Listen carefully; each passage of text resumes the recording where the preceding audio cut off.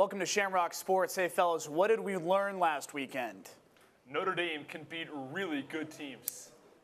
If a tree falls in the woods and 80,000 people are around to witness it, that means that Notre Dame is a playoff contender. The country better start to seriously consider Notre Dame going to the college football playoff. Shamrock Sports starts right now.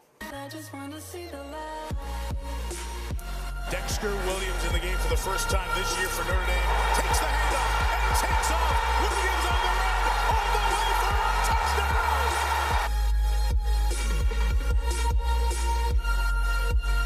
Ends on 3rd and 2. Hook back up top. End zone. Puts her hands on. Touchdown Notre Dame.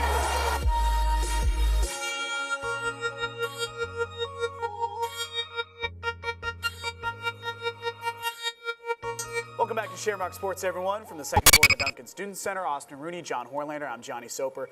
Notre Dame beat Stanford 38-14 last week in an absolute drubbing of an opponent that Notre Dame has struggled with in recent years. What was the most impressive thing that Notre Dame did on Saturday night?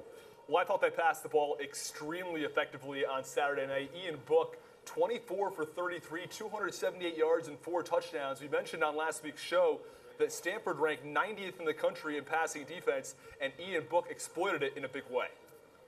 Yeah, I thought the passing game looked great. The running game looked great. I think top to bottom their offense did a really good job of shining against a very tough defense, but I thought that what was even more impressive was the way the defense played. I thought that they were attacking the Notre Dame safeties early, and it looked a little bit shaky. You saw Bryce Love crank out that long run for a touchdown in the first quarter, but after that, the Notre Dame defense shut down one of the best running backs in the country and a very, very good Pac-12 offense. Yeah, and we knew Bryce Love had a banged-up ankle coming into the game, so he probably wasn't going to be 100%.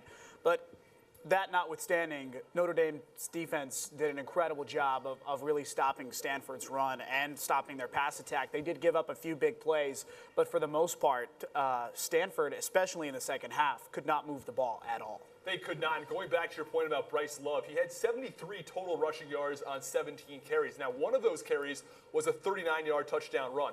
If you take that play out, and it's hard to take that play out because it's a big play, but if you do that, he averaged 2.1 yards per carry aside from that long rush. So Notre Dame did an outstanding job stopping Bryce Love. And what teams have been unable to do against Stanford in the past is either stop Bryce Love or stop the passing game. Notre Dame managed to do both. Costello didn't even throw for 175 yards. Yeah, Notre Dame's defense, I think that this game is less of a statement on Stanford's inability to run the ball and more of a statement on Notre Dame's defensive abilities. I think that they have elevated themselves to an elite defensive category. They're a top 5 defensive unit according to advanced metrics. They're a very good defense. I mean, look at Stanford's drives in the second half. 3 plays for 1 yard, 3 plays for 0 yards, 8 plays leading to a field goal, 3 plays negative 13 yards, 1 plays for a pick, 3 plays negative 10 yards. That's 31 yards in the entirety of the second half. Yeah. Whereas Notre Dame gains 35 yards on 1 play on a touchdown to Alizé Mack. Yeah, it's a pretty remarkable effort from the Notre Dame defense. Also 5 sacks from that Notre Dame defensive front. 4 from Jerry Tillery. He had 2 on back-to-back plays.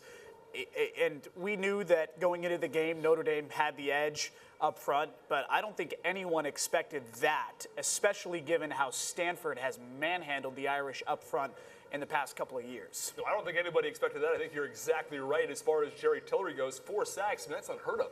I mean, just outstanding numbers from the entire defensive line. I thought they played great, and they got tackles when they needed to, especially against the run, as you mentioned earlier with Bryce Love. Not to say I told you so, but I expected it. Are you redeeming yourself from the I whole think I am. Bulls I am thing? redeeming. I am redeeming myself because I was an Ian Book skeptic against Wake Forest. Not so much again in that game, but I was a little bit of a skeptic about him coming into the Stanford game. But I said on the show last week, I don't think this game's going to be close. I think that Notre Dame just dominates the matchup in every facet of the game, and they did. Yeah, they did. And I've heard varying descriptions of what this victory was like for Notre Dame, but the best, I think, was the equivalent to Notre Dame just throwing Stanford off a roof. I mean, it was just top to bottom domination. Stanford had no answer for what Notre Dame was giving him.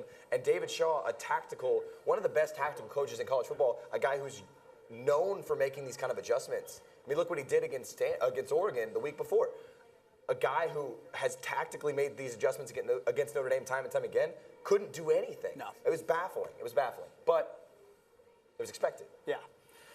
And now Notre Dame sits poised as number 6 in the country, and the pressure is now all on their shoulders as they carry this undefeated record into Blacksburg. One of the things that I mentioned before in previous shows that I don't think Brian Kelly gets enough credit for making that important change at quarterback. Since he has made that change, Ian Book has 9 touchdowns to no interceptions in his first 2 starts. 94 total points scored by Notre Dame in the last 2 games, as opposed to 70 scored in the previous 3 games with Brandon Wimbush as the starter. It's pretty eye-popping numbers. It is, and the offense looks completely different. They look like they're 2 completely different animals. The first one was oftentimes a rushing-based offense. Brandon Wimbush did not throw the ball all that much, and all of a sudden, Ian Book comes in, and they're passing the ball 30-plus times per game, and they're finding receivers consistently. Miles Boykin has played a huge role ever since Ian Book came in. He had a great game on Saturday night. Outstanding game. Yeah. It was one of the best wide receiving games Notre Dame's had in a really long time. So I thought that this change was much needed, and Brian Kelly deserves all the praise in the world. I think that the narrative of this season that is a little bit different than seasons past is Notre Dame has traditionally relied on the strength of one unit. You know, they've had a very strong defense, and the offense you can't figure out the offense. Or they've had a really high-powered, high-octane offense, and they just haven't been able to figure it out on the defensive end. This is one of the first times in Brian Kelly's career that he has had an elite defense and a nearing elite offense. Yeah. I think that it's so much easier for Notre Dame to begin to think about winning football games, especially big primetime road football games. We'll get to that later in the show. I think it's so much easier to have that conversation when one unit can rely on the other one. You know, if the defense has one bad drive, they can rely on the offense to go back out and score a touchdown. Or if, you know, Ian Book has a 3-and-out, which are rare for him so far in his 2 games. If Ian Book has a 3-and-out, he can rely on the defense to go get a 3-and-out themselves and put them back on the field. He can, and that's crucially important because beforehand, when the defense would allow a touchdown, they'd be worried if Brandon Wimbush could march back down the field, and many times he could not. So this change has been huge for the Notre Dame offense, and it's been huge for the team as a whole. And it's a balanced attack, as you mentioned. Dexter Williams in his first game back against Stanford, 21 carries, 161 yards, takes the first carry of the season for a touchdown. Pretty remarkable that Notre Dame, when you look across the entire board, hard to find a weak spot in this team. I guess you could say maybe the secondary, the nickel position, something that might get exploited this weekend against Virginia Tech.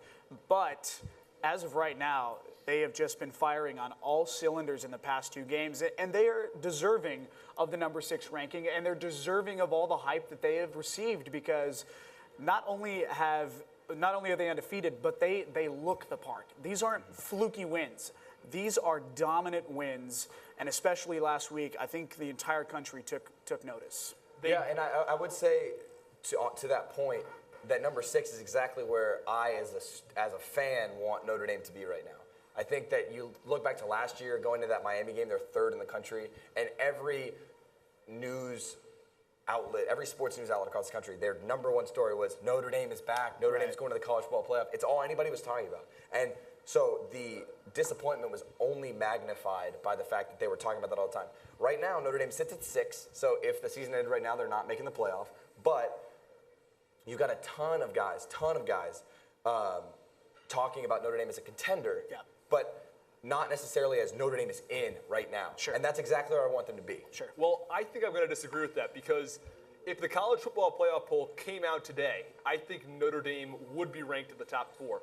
But it's because if you look at the AP poll and the coaches poll, those 2 polls will oftentimes rank regarding what their previous poll is. So if Notre Dame used to be 8, well, they're not going to move them past another team that didn't lose last week.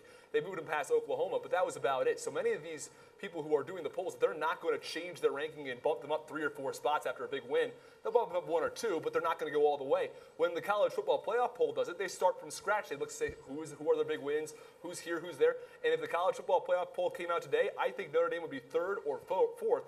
I don't think Clemson would be in that top 4. It's an interesting point, and we talked a few weeks ago about how Notre Dame does not pass the eye test. That has completely changed. They passed the eye test with flying colors. And maybe last Saturday you were watching the Notre Dame game or flipping back between Notre Dame and Ohio State and Penn State. You didn't catch the rest of the college football games on TV. So luckily for you, we have Caroline Pineda, who has done all the research and catches you up on last week in college football. I'm Caroline Pineda, and here's what happened in college football this week.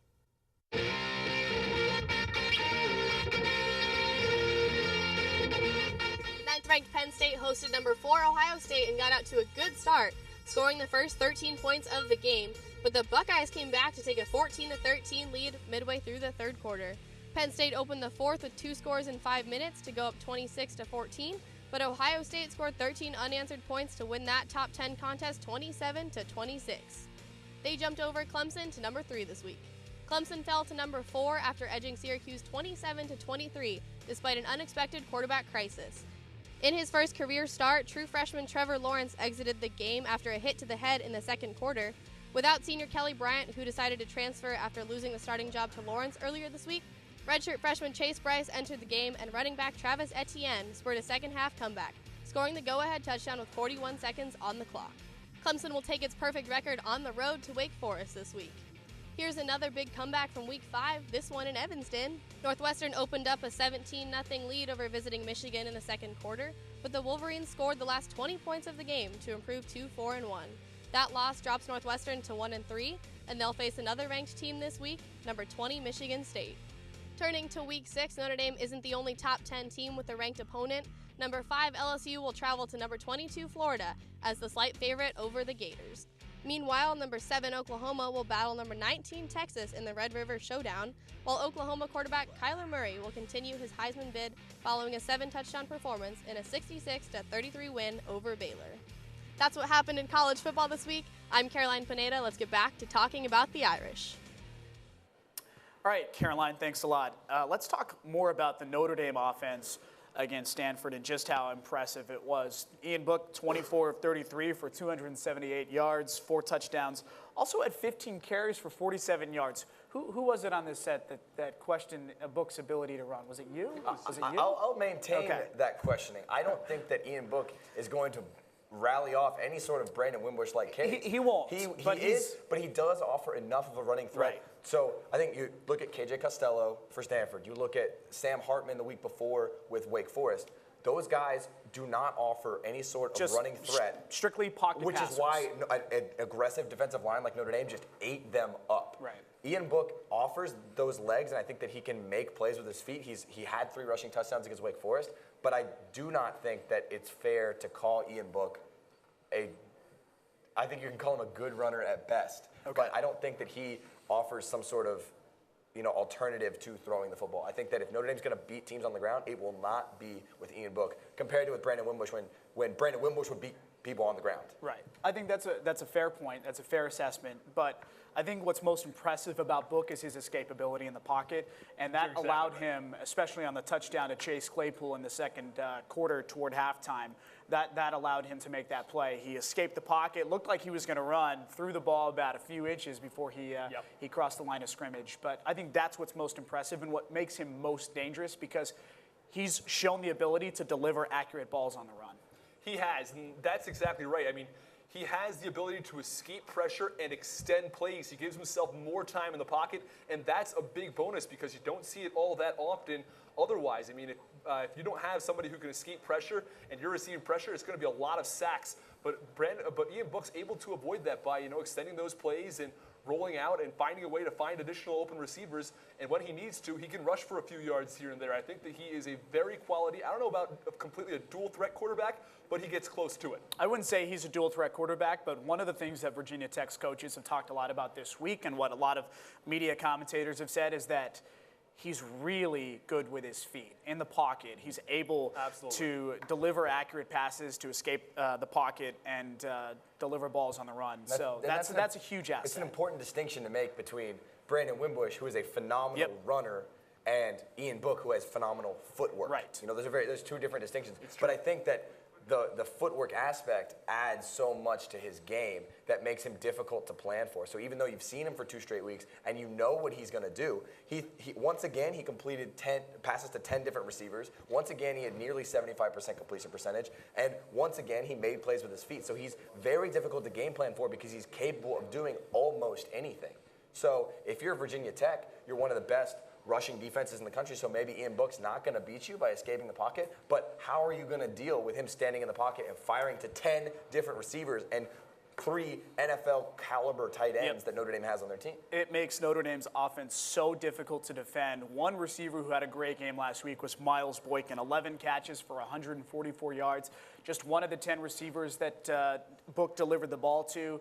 But what that does for the Irish, not only does it make them a lethal passing offense, it opens up the running game, because if you drop 8, then that opens up the first 5-10 yards in the defensive half of the field for Notre Dame to exploit that weakness too. As you mentioned, Virginia Tech's rushing defense is pretty solid, but their passing defense is not. Their passing defense is one of the worst in the FBS. They rank 122nd out of 129 teams in the FBS. Their rushing defense is tied for 4th in college football. It's extremely impressive. But then again, if Notre Dame's able to open up the rushing game, then watch out, because Dexter Williams has that breakout speed. He gets by those first few defenders, he will break out and rush for 50, 60 yards if possible. So again, it's going to be tough for Virginia Tech to defend against both the rush and the passing game, because Notre Dame has some really good players on both sides. We saw that explosivity from Dexter Williams in the first carry. I mean, he just ran past the entire Stanford secondary. And what a great time to have him back, too, considering the state of the Notre Dame running back core right now. You've got Tony Jones, who hurt his ankle against Stanford. I'm concerned about his availability for Virginia Tech. I think that he'll play, and I think that he'll offer something, but I don't know if he'll offer what he has as a workhorse. I don't think he's 100%. I don't think he is either. That's Jafar right. Armstrong, he's got that knee infection, and from what I hear, it's fairly serious. He's going to be out at least through the bye week. It looks like it's a blood infection in his knee, which it's very serious, a lot more serious than maybe some people thought. Sure. So there's 2 running backs down just as Dex comes back. Maybe Dex isn't ready for a full load, a full workhorse load. So I'll be interested to see, are we going to see Jameer Smith like we saw at the end of the Stanford game? Are we going to see Avery Davis, because he fumbled the ball twice? From what I've seen, I think that Avery Davis is going to be that second running back. I don't think we see Jameer Smith, because as far as I know, I think they may be redshirting him for the future, because he's played in 2 games now. We saw him play versus Wake Forest. We saw him play last game versus Stanford. I think they're going to sit him out and see, maybe they play him in a game or 2 down the road, just so they can hit that redshirt cutoff, so they can still use him in the following year. But I don't think they want to use that year of eligibility if they don't have to, because he's a good running back who they will use in the future, but they don't want to use him quite yet. All right, let's transition our conversation to the big road game this weekend in Blacksburg. And to kick it off, we start with Ellen Geyer, who has 3 keys to the game. I'm Ellen Geyer, and these are 3 keys to this week's game.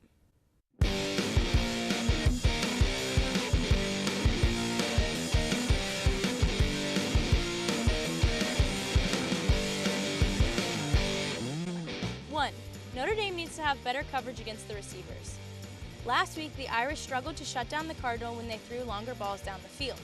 Because the Virginia Tech offense is so largely based on these longer balls, the Notre Dame defense will need to find a way to shut down receivers. Although the Hokies are using backup quarterback Ryan Willis, Willis averages 10+ yards per attempt and can throw the ball under coverage. Willis was also voted ACC Quarterback of the Week after he had a 332-yard passing, 3-touchdown lights-out performance against Duke last week. The Irish defense will need to step up and stay with their receivers if they hope to limit the impact of the Hokie offense this week. 2. The Notre Dame defense needs to be prepared to play against a gritty, aggressive Virginia Tech offense. Both rushers and receivers for the Hokies are able to shake off coverage, breaking tackles to get more yardage down the field. The Irish will need the kind of lights-out performance it had in the 4th quarter of last week's game against Stanford. Against the Cardinal, Jerry Tillery tied a school record and had 4 sacks. If Notre Dame can have the same type of competitive intensity this week, they should be in good shape against the Virginia Tech offense. 3. Notre Dame needs to continue to utilize the option play. The Virginia Tech defense is very aggressive and can get off the lines quickly to get into the pocket. They also have very strong coverage on receivers. Due to this, Ian Book might struggle to make throws. He needs to continue to have the options to get the ball to tight ends. Both Alizé Mack and Nick Weischer need to be prepared to catch the ball and make a significant contribution to the offense this week.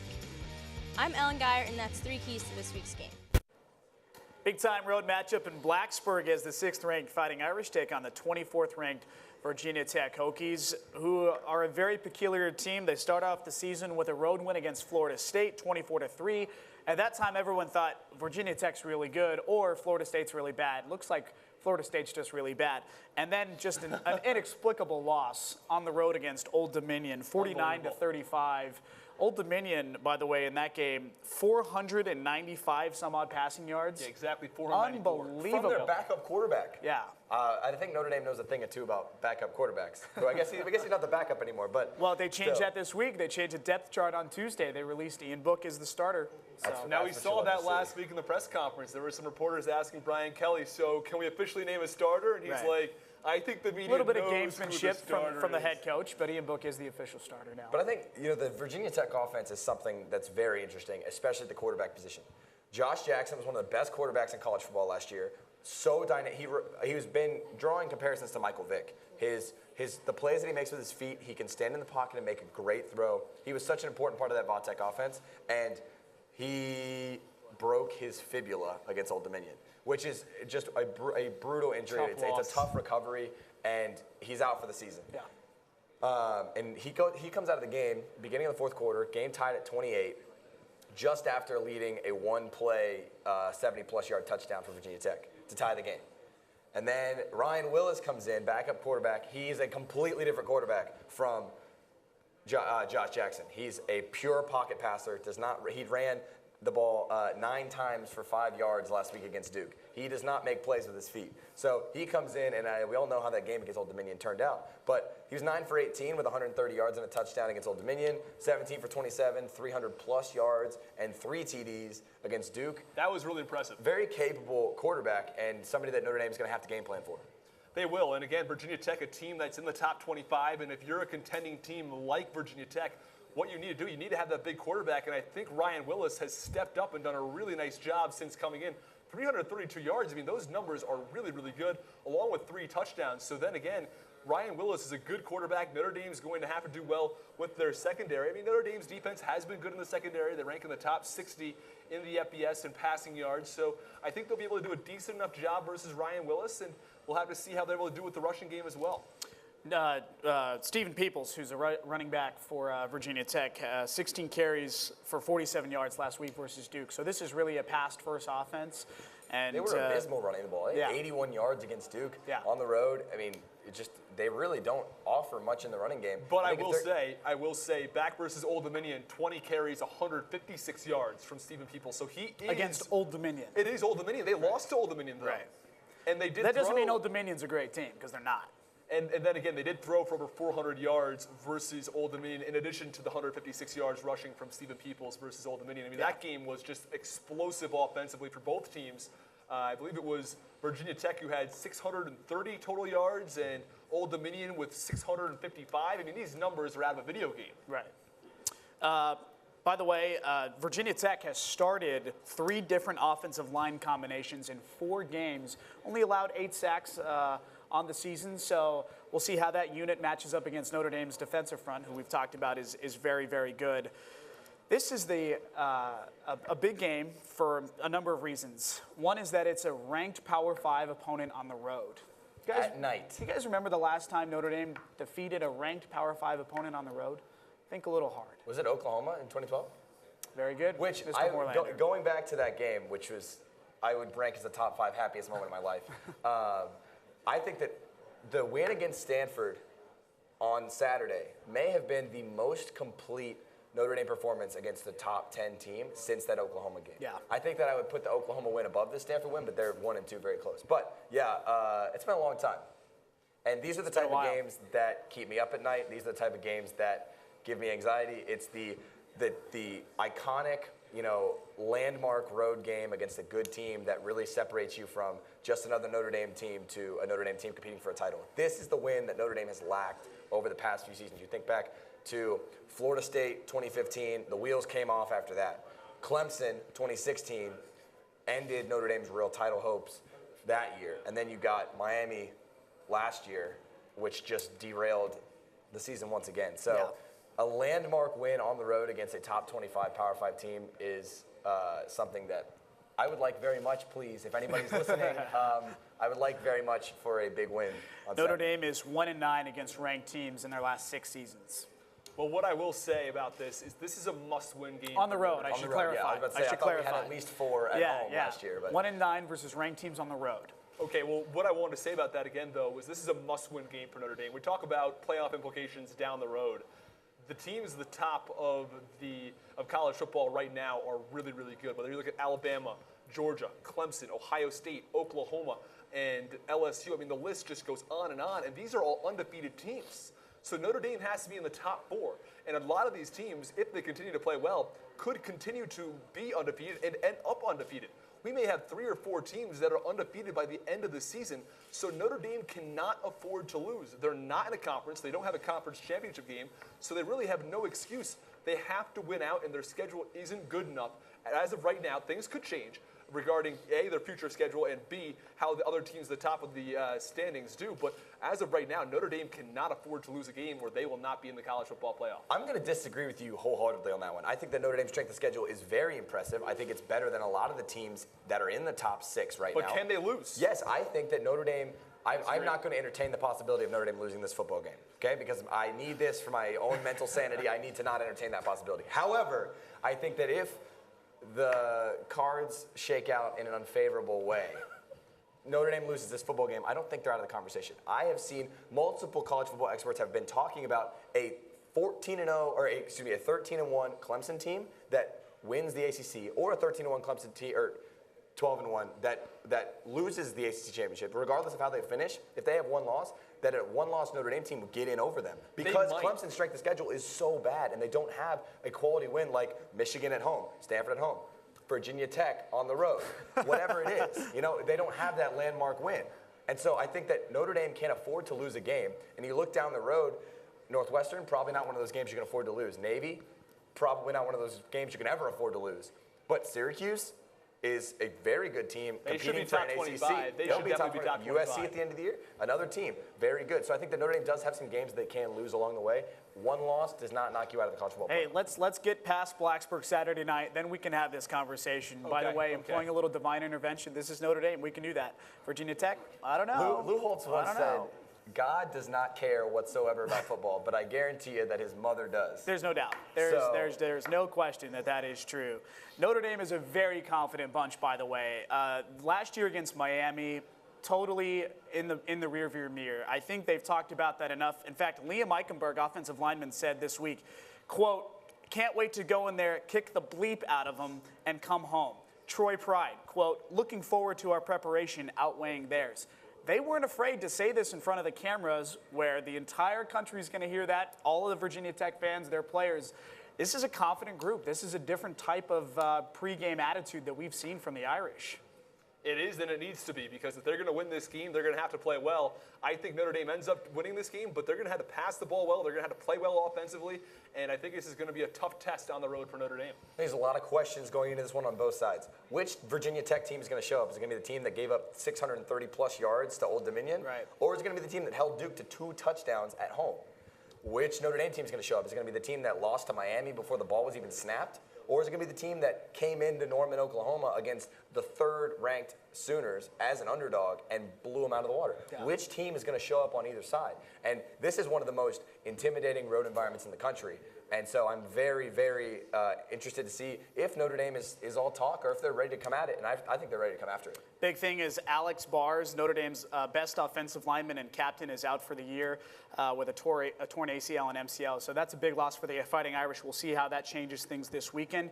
If Notre Dame wins on Saturday, they would be 6-0 for just the 4th time in the last 25 years. And we would have a lot to talk about next Friday if that is the case when the Pittsburgh Panthers come into town. Horlander and I are going to be traveling to Blacksburg tomorrow to call the game. I'm looking forward to it. This is the first time that Notre Dame has played in Blacksburg, only the 2nd meeting ever. First one was 2016. So we'll get a prediction from you, Mr. Rooney, very quickly. I've got Notre Dame winning this game, and I have it at 42-27. I think Notre Dame is going to throw the ball for quite a few yards. You see Ian Book play really well. Again, I don't think he's necessarily proven himself as a top 5 quarterback or a top 10 yet, but he's a very good quarterback. And I think he passes the ball extremely well versus this Virginia Tech defense. I'm thinking 300, 350 yards or even more from Ian Book. Notre Dame puts up 42 points.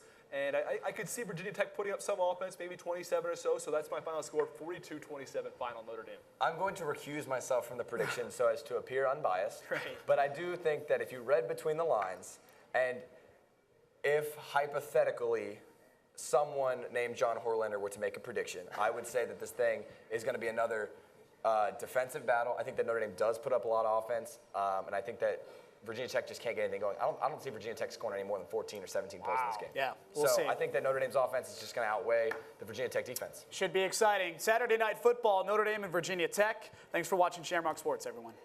All night.